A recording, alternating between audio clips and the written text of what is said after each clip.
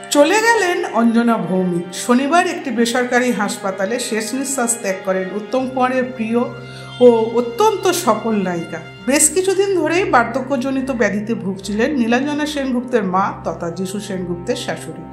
বাংলা চলচ্চিত্রের 60, 70 এবং 80-র দশকের অন্যতম জনপ্রিয় অভিনেত্রীর সিনেমা জীবন শুরু হয় অনুষ্টুপ চন্দ্র ছবি দিয়ে। কোচবিহারের মেয়ে অঞ্জনা ভৌমিকের তখনকার নাম ছিল আরতি ভৌমিক। সিনেমা জীবনে উত্তম কুমারের সঙ্গেই বেশিরভাগ ছবি করেন তিনি এবং সবকটি ছবিই ছিল ভীষণ রকমের হিট। এই জুটিকে ভালোবাসায় ভরিয়ে দিয়েছিলেন বাঙালি দর্শক। চৌরঙ্গী, নায়িকা সংবাদ, কখনো মেঘ সমেত বহু ছবি উপহার দিয়েছেন এই জুড়ি। অন্য নায়কের সঙ্গে ছবি করে সফল হলেও উত্তম অঞ্জনা জুড়ি চিরকালীন হয়েই রয়ে গিয়েছে। ৭৯ বছর বয়সে 2 কন্যার মা অঞ্জনা ভৌমিক না ফেরার দেশে পাড়ি দিলেন।